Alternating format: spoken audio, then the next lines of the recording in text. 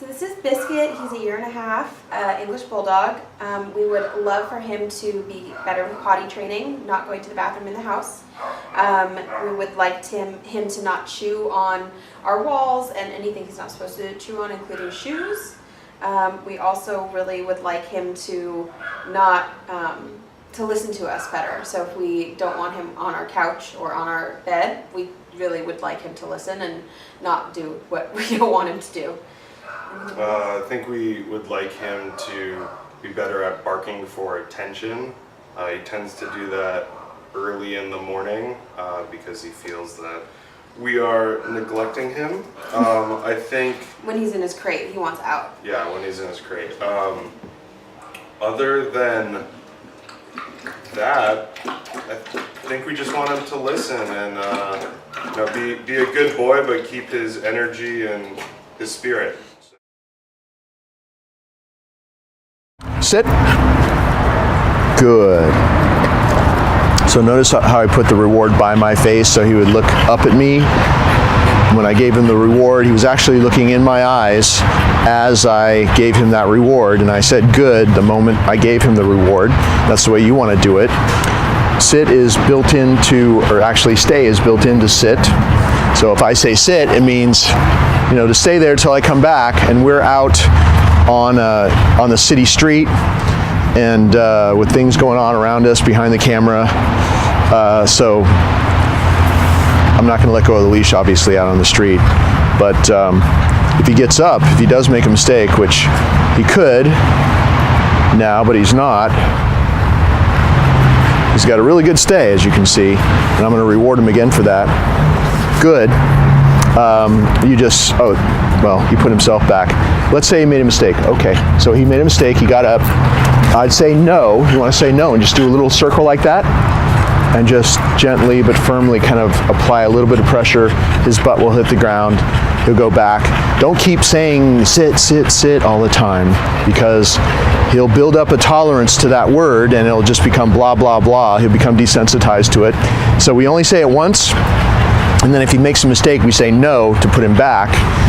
And that way, that command really is meaningful, because he just, what you teach him is the first time I meant it. It meant business the first time, and that's all there is to it. And of course, we've just taught him to wait to be released, so you don't have to keep saying stay, stay, stay all the time. And you should practice this. If you just do this in a different spot every day, like we're doing here, he's going to keep getting better and better. Different curb, different part of the sidewalk, different part of your house, different part of your yard. Just somewhere new every day, and have a success and end on a success. I'm going to release him right now.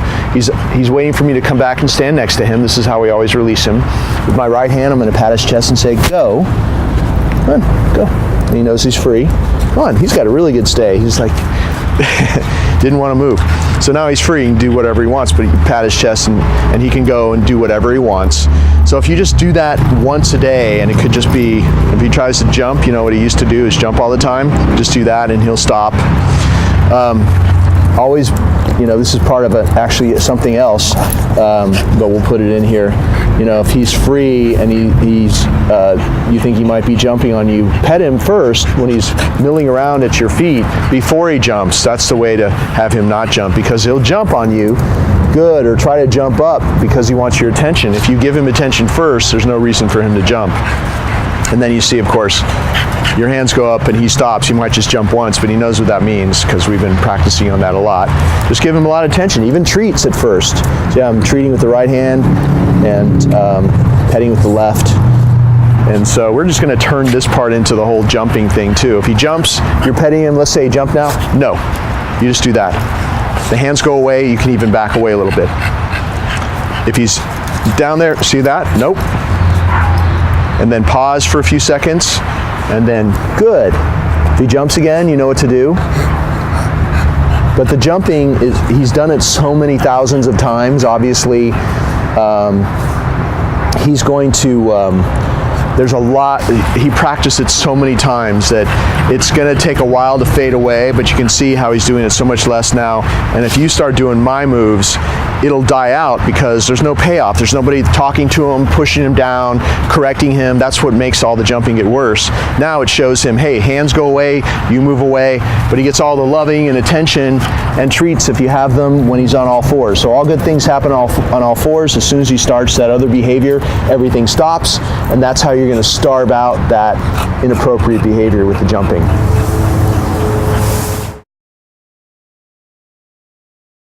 Okay. Sit. When I do a greeting routine with somebody, I always approach the person. I never have the person approach me. I mean, if you're going to practice this with somebody that will cooperate, or a family member or friend, somebody like that, always have them stand there. You approach them. This is all, for him, it's an exercise in not being inappropriate with a visitor, whether he knows them or not jumping, being crazy like he used to be. So here, here's another piece. I'm actually stepping away a couple times. So he's really in a sit stay waiting to go say hi. He hasn't seen her for a while, so he's excited. He likes her a lot. So he has to wait though until I pat his chest and say, go say hi, and then you can pet him. Come. And then I call him back to come. Good. And it's another way, excuse me, sit. It's another way to practice your sit stay. Obviously, he's sitting, you step away to give that person a little treat that he's going to take from her. And then also you get to practice your recall, your come command in a real life situation. We're just going to do it 3 times, and then he's waiting for you. Make sure that he really waits. See how my hand is there? Make sure he really waits for you. Go. And then load up while he's over there. Come, calling back to you. Good. Grab the leash with your left hand just like you would if you were calling to come from anywhere else. Sit. Last time. You can even make it a little bit harder for him, which develops a higher level of focus by, after you give them the reward, walking around him.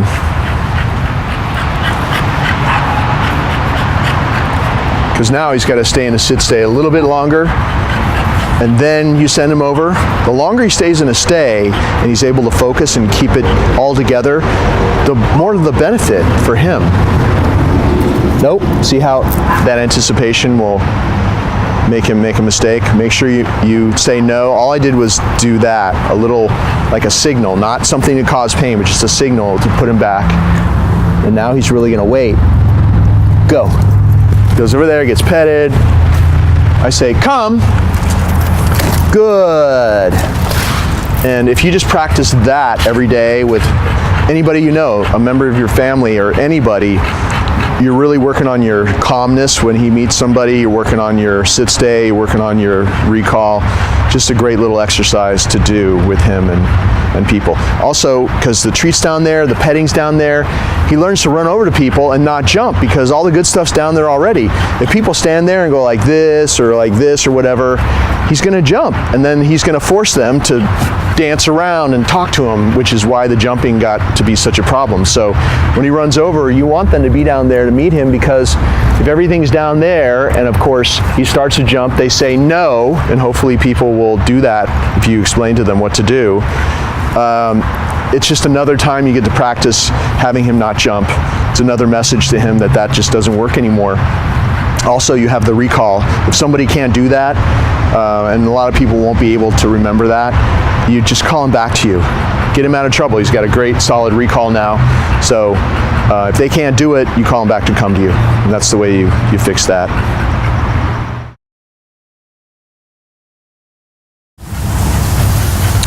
Down. Good. And I did that in a way that was the most difficult possible. We were walking, and then I slowed down, and then I helped him a little bit too, because he was moving forward because he didn't know we weren't going to walk. So there's another way to do that as well, which I'll show you in a second. Good. You saw what I did before. I just said it, and at the same moment that I said the command, I helped him. That's the way you want to do it. You want to put everything together, because if you do it like more of like the way that you might have seen in the past, where people say the command and then the dog ignores you, and then you do the stuff and force the dog down or whatever, it just never goes past that point. So, but if you put everything together, pretty soon you don't have to do the physical part and the down works, and you've got a really good immediate D-O-W-N. So let's do it again. Okay. And I'll explain some other things to you. This time, we're not going to be walking down. And you can't see from my side, but I barely touched the leash. He was already going down. And that's the way it works. So if you ever had a problem, even off leash later on, after you practice this for a few more weeks or maybe a month or two, you just do this and you lift your foot and he just drops. You don't have to touch the leash anymore. But if you keep practicing this way, you'll just say down and he'll just go down because he's already almost there. But I know this is going to happen to you, so I'm just giving you that option to be able to do that in case you have a little bit of a problem with the down at first. Stay is built into down, so when you say down, he knows he's supposed to stay there till I come back. We're out on the street because there's more distractions, noises, things out here. So that's why we're doing the video out here, because it's harder for him to do commands out in a real life setting. But I want to show you what it's like out here, how he does out in the real world, as opposed to my yard that's where there's no distractions.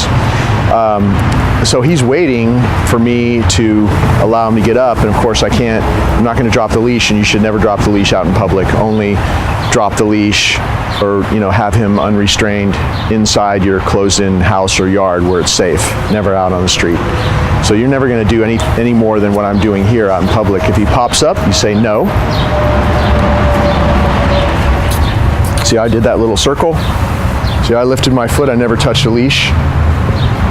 That saves you from bending over, snapping your fingers, pointing, making funny noises, all that stuff you've probably seen. You don't have to do any of that. Just say no, lift your foot, he'll go back. I'm usually not blabbering on when I'm working with him. I usually just said one thing, down, and then we do it and then we move on. So he's a little bit distracted because of all the talking as well. So when he's down like this, you can give him a reward and put it right in front of him. Hey, look over here, silly. No, right here. No, good stuff's here. He found something else he liked on the ground. Just put it right in front of him, just like you're on the mat and rewarding a down stay, just like this. Good. And so you can, at any place on the walk, on a sidewalk, some hard surface, you can practice it down, walk around him like that. Just even if it's just like 15, 20 seconds, just a little walk around, down stay like that. Come back in front of him, reward. Good. He gets up, you saw what to do. Do your left-hand circle like that, put him back.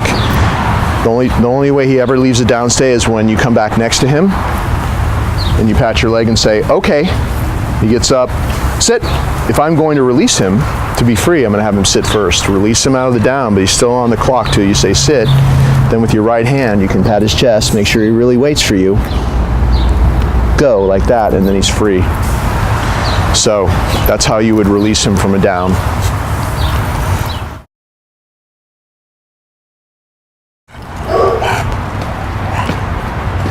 Here we are in front of a dog barking. She was barking a second ago. I just wanted to show you the recall command, how I practice that, and have you see in a real life situation. And most people will have that issue of a dog behind a fence or a gate. Maybe she'll bark a little bit. Hey, over here on this side. Come here. Come. See how I said come? Good. I backed away with my right hand target, my left hand grabbed the leash, and of course if you're surprised like that on a walk or something, you just want to get him out of there. So you grab the leash and turn away from that distraction, or do your left circle and go whichever way you want to go, but you're always going to be turning into him like that after you call him back to you. Sit. Let's release him again. Go. So the moves are, it's the left hand leash. This is how I walk him the whole time. The walk will just be like this. On a loose leash, make sure you keep the leash loose, because any kind of choking up, restraining, any of that kind of stuff like this, allowing him to pull you or allowing him to lead you around like this is going to cause stress and all kinds of bad behaviors. There's a car coming, but keep going. All kinds of bad behaviors in him, so you want to keep the leash loose. Okay, you're good now. You can back up. And if he jumps, all that stuff that he used to do, you'll see it periodically. try to come out, you just ignore it. But you'll see him not jump most of the time. When he's not jumping, periodically go down and pet him, give him a reward like that, and you'll see all that jumping continue to fade away. But when you call him to come, since the leash is in the left hand, the right hand's free for the reward. And I take the whole walk like this, and we're just walking. And if he goes out in front, I just do little prompts like that, which make him come right back to me. You kind of notice, just watch the video, whenever I try to back away from him, he's drawn to me. It's because for the last 3 or 4 weeks, all I've done is call him to come to me. Come. Good, like that. And so so it's been a month, right? Just 1 month. That's just what he does. That's his job, because I practice it every day. He can't help himself. He's just drawn to me, and wants to hang out around me because that's what we do every day out on the leash. He never pulled me. I never allowed him to pull me. As soon as he started to pull, I call him back to come to me. So that stopped pretty quickly. So the loose leash makes for a much calmer dog out in public. Also, just handling like this, keeping your right hand free for the reward. Reach into your pouch, get your reward, make a fist. Come. Good. Call him to that. Always grab the leash with your left hand, and then you can just step into him and take him wherever you need to take him. So that's the move. And when you call him, always try to back away, because when you back away, it draws the dog to you, like he's going away from me now. Come. See, if I back away, he runs to me. Good. And he's totally ignoring that dog that's barking at the fence line, which a lot of dogs would not ignore that. But the other thing is, when you're practicing, make sure that you always call him away from something. Don't call him when he's staring at you, because that's not a real life situation. Call him when at least he's moving away from you or paying attention to something else, like that. Come. See, like that? Good. Because that's what's going to happen in real life. He's going to be interested in something else, moving away from you. You want him to hear that command, break away from that, come running back to you. And even there, I just backed away a little bit like that. Sometimes you won't have enough space behind you, especially in a crisis moment. But whenever you practice, like if you have a lot of space like I have behind me now, come. See, back away like that. Good. See how it makes him run to me? And also the target down there on his level. If you practice that way in a crisis situation, he already has a great recall just from this last month, but you're going to keep practicing it. You'll be able to call him from running out in the street or chasing a squirrel or anything like that. You keep practicing, he's gonna have even a better recall than he has now. But always practice with those things in mind that I've showed you in this little video clip. Come on, buddy, let's go. Sit. At my house, we're always having him sit at doorways. Front door here, really important that he waits at boundaries, and this is the most important boundary, of course, the front door. So I step in, I step back, he waits till I come back next to him. I say, okay, and then we walk through slowly, no pulling. Most dogs have that issue of pulling their owners through the doorway. He was really, really big puller when we first got him. So we worked really hard on that. And the difference is that we're stepping in to accentuate the fact that this is our boundary now. He waits there till we come back to get him. You never call him out of a sit stay, and never call him through a door or send him through doorways, because all it does is teach the dogs to rush through doorways, which is our whole problem. And it turns that area into the frantic zone, and the way we're doing it is turning it into the calm zone. So if you want your dog to not race through doorways someday, you keep practicing this, because the only way they walk through a doorway with you is on a leash without pulling with you. It's really a good way to, over time, have a dog, even with a wide open door, and as well as using this mat, which I'm about to show you, having a dog never running out the front door, even if it's wide open or somebody's out there. Okay, so now we're gonna go do the mat exercise, and I'm just doing a little left circle here. Sit to get him situated so he's facing the mat in a sit stay. You always have him sit first with your right hand. You pat his chest and say, go to your mat, and then walk over with him and say, down. And then the exercise starts with you just rewarding him. Good, putting your little rewards on the mat. And I'm doing it to his side the first couple of times because I want you to see how you deliver the reward to him. It's really important how you reward him. Timing and calmness is super important. So you see how I have it? I'm actually holding these little pieces of natural balance sausage between my thumb and index finger, and I'm just going down like this, placing it on the mat. Good. As soon as he takes it, I say good. So I place it on the mat, I let go of it, and he takes it. It's really important that he doesn't touch your hand, that he doesn't try to grab the food. He's respectful like that. You see he's really trying hard to play the game the right way. In the beginning of the exercise, he's just getting calmed down. So for him, good. See how he's looking up at me? That's really good. And then when I withdraw, he takes it off. So that's the way you want to deliver the food to him. You're not going to toss it down. You're not moving fast. You're not doing fast, jerky movements. You're not like staying way back here and overextending yourself or doing anything unnatural. See how natural it is and relaxed. It's just walk up to him at the reward. Good. Just being really calm. The calmer you are when you do this exercise, the calmer he's going to get. We all know he needs a major dose of calmness. So every day you do this, he comes off this exercise mat just a little bit calmer. And that starts to, that little calmness he develops in this downstay on the mat just starts to take over his whole life. And you see him start being really calm 24/7, not just when he's doing the exercise. So I always start by just walking around doing basic downstays and rewarding him. Now I'm going to actually reward him right in front of him. Good. No. Good. Now that you've seen how I do it, I'm going to put the reward right in front of him between his 2 feet. That's the way you're going to do it. And once he's accepted you walking around like this is just kind of like the warm-up move, doing this. Then you can start doing some other things that trigger him in a bigger way. Good. First thing I'm going to do is drop the leash and walk way in the back of the house, past the camera person. I'm going to squeeze past here and go way back out of his eyesight. Actually, I'm cutting up some more treats right now, really quickly, and then I'm going to come back. And see, that is a mistake.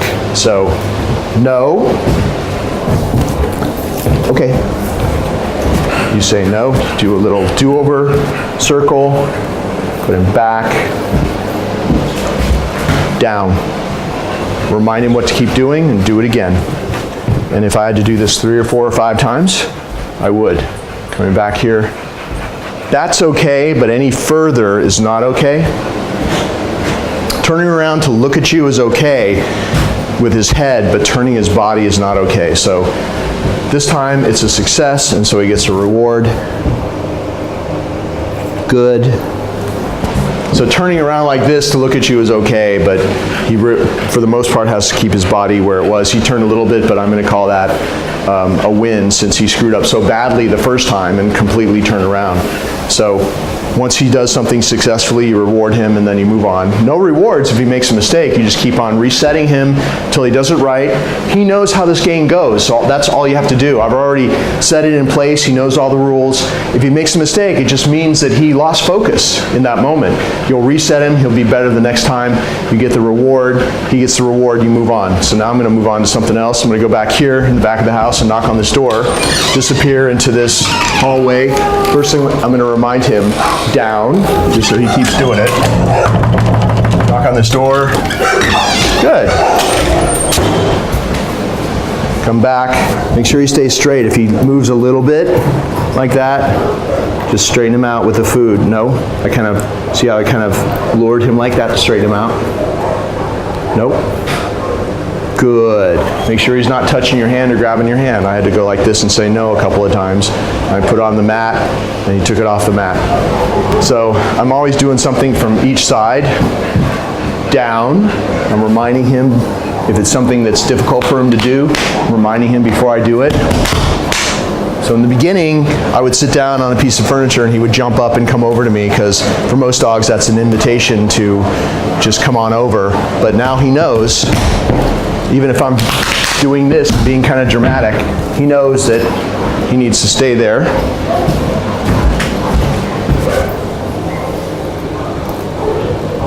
Good. Let's see, what else can I do? These are really hard to do, these things I'm about to do outside.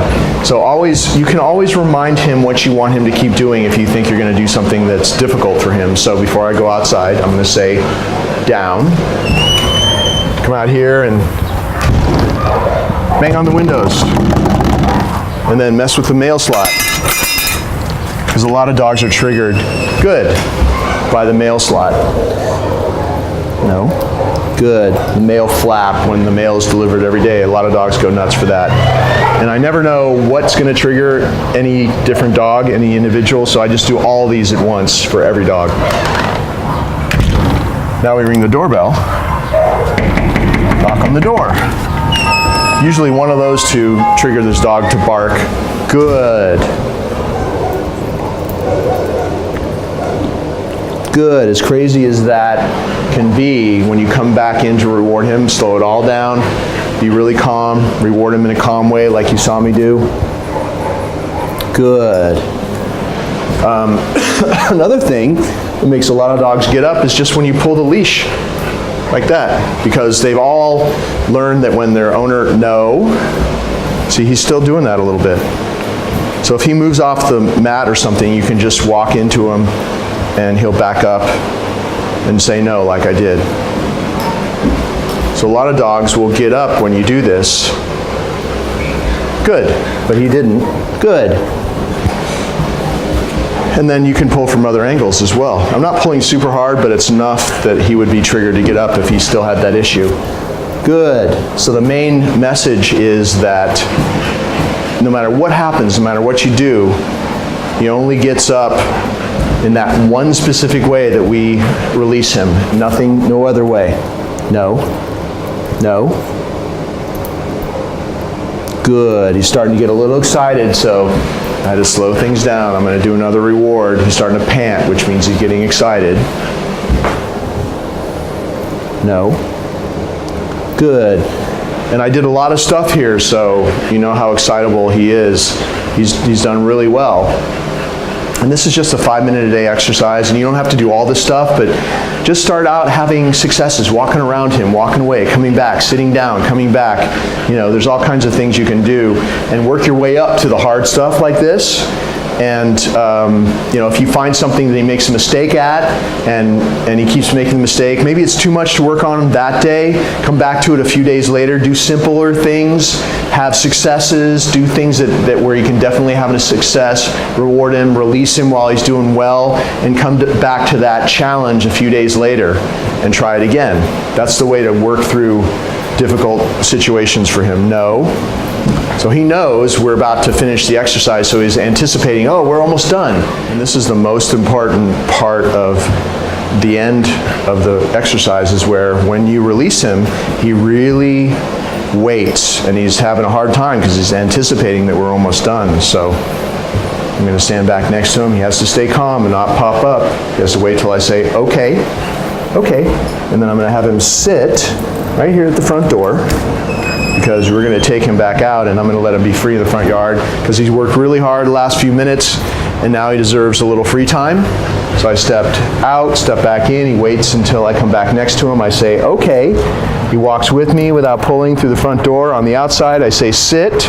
And then out here, I release him, go. I unhook his leash, and then he used to jump in this situation too. So for him, I'll give him a couple of treats, and he stopped jumping, and I just want that to keep going, so I still give him the treats. It used to be you unleash him and he starts jumping up and down. So I started doing it this way, and it got less and less, and now he doesn't do it anymore, but I'm going to keep doing it, because that's exactly what you're going to do at your house, because he's going to trigger in, you know, click into doing those things again. He'll be triggered being back with you in your environment in a spot where he did that so many times before. Be triggered to do that again, so this is the way you're going to handle it. And it works really well. You just have to do it. Sometimes it's a few days, sometimes it's a week, but stick with it, and he'll be doing for you there like he's doing here. And also the lessons with you there that we're going to do will help you a lot as well.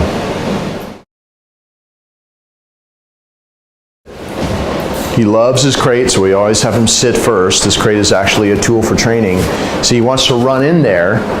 I have him on the leash is loose. If you restrain him and hold it tight, it makes it worse. So if you're having this issue, you just do these little prompts like that if he tries to get up. But it needs to stay loose. He needs to sit and wait while you open the door. If he tries to get up like that, you say no. You do a little circle. Obviously, he's really excited right now. So all I did was I said no. I did a circle. I stayed calm. I pulled up with a little bit of tension. He went back. And if I have to do this 3 to 5 times or whatever, I am. Because he knows that's how he learns that you mean business. So this time he's waiting with my right hand. Pat his, nope. Even with that, it's really important that you really wait until you actually do allow him in. Go. He's going to run in there. And then he's going to turn around and get his little reward, which we always do. This happens multiple times a day, all throughout the day. And then I reach in and I take off his little training collar, his little prong collar that we've been using. And he's been wearing this throughout all the videos, so you see how I've been using it. And he had this big problem with when you would close the door, he would get all aggressive when we first came in. And he was even to the point where he would be nipping, things like that. So from day one, I've been giving him treats at this boundary before he gets crazy. Don't wait for him to get crazy and then give him treats, because it makes it worse. But now you saw how he went in there, turned around, and he expected a treat, because that's what he's anticipating. Oh, it's treat time, not anticipating getting weird at the door when you close it. So right before, I think maybe some of that will come back when I'm not there anymore, when you have him back and you're back in your house. So right before you close the door, get a few of these. There's like 4 pieces here. Put it down on the floor of the crate while you close the door, because he's busy munching on those, and you don't have the reaction at the door when you close it. So that's the way to handle this, and you'll see over time it gets easier and easier. I'm just gonna, and I would have walked away, right? But in this case, I'm gonna stay here, so he might get a little crazy. But I'll show you how to deal with that, because I'm just gonna explain to you everything, and then I'm gonna take him out. So I hang this little prong collar right there, and right on the door. He's got a martingale collar, which is it's like a cloth choke chain that I always double up this prong collar on his little martingale. So in case his prong collar ever comes off on the street, the martingale takes over. And then you can put the leash wherever you want to put it, maybe on the crate or whatever. When I go to take him out of the crate, so let's say that I put him in there, he's been there for an hour or so, I go away, I come back, now we're going to let him out. First thing I do, I get down here, and he gets a treat. See how he kind of calmed down? So I start the interaction with him in his crate with this, and of course food is immediate gratification for dogs as well as people. And right away, he's having those good feelings about me opening that door. Calmer feelings. I didn't wait for him to get crazy and then give him food. I started this whole interaction. The first thing I do, and of course he anticipates it now because we've done it hundreds of times since he's been staying with us. He anticipates, oh, they come towards me when I'm in my crate. They're going to let me out. This is when good stuff happens and I'm happy and not aggressive, not stressed, but I'm looking forward to something, not the opposite of getting to the point where he's getting aggressive at the door like he used to be. So I hook this. If this takes you a while, you want to keep giving him little rewards as you get everything ready. But all I did was I hooked up the leash to the training collar, and you hook it up to this funny looking buckle right there. You leave the spacer alone, and make sure it's not twisted, and to make sure it's not twisted you can let it hang like that. And then when you're all ready, you can open the door, and the first thing I do, because I have a couple treats in here, is reach in, give him treats. And I put my hand way back in there because you want him to be waiting way back in there. If day after day, week after week, he gets his rewards like about right there, that's about how far I'm putting my hand in there, then he's gonna stay in there. So see how I'm doing this? And then I could put it on him right now without any treats, but for you, I'm going to show you, put another handful on the floor because that buys you time to just reach in there and put this around his neck and hook it up. He's just standing there waiting for me right now. Good boy. You got the leash on him now. And by the way, this prong collar goes right under his ears, so it's the collar that's closest to under his neck, and then all the other collars are down below. And see how he's waiting. He's got the leash on now. One more reward. Putting my hand way back there. Good boy. And then I'm going to say, okay, and he's going to come out. If he, let me put him back in, sit, go. If he tries to come out before you release him, you're going to have to say no and give this a little slam and say no. He knows what that means, and he'll wait. And then when he waits, make sure you always reward him for doing the right thing. And then he'll wait, just like before, until you say, okay, pat your leg. He may come running out, but you've got the leash on him. Make sure you always close this door, because the power of the crate is that, look, there's a treat right there, right there. The power of the crate is that you control his access in and you control his access out. So you control the boundary just like you control the front door boundary. This is a really important boundary in his life. His routine at our house has been in and out of the crate like this all day long, multiple people letting him out all day long, not just me. We feed him his meals in his crate. He sleeps overnight in his crate. Lots of time outside in the yard, lots of free time, but every time he comes in, he comes to the front door like we showed you in the other clips. He sits in front of his crate, he goes in his crate, we take his stuff off, we give him treats, close the door, so that's been repeated over the last month every day.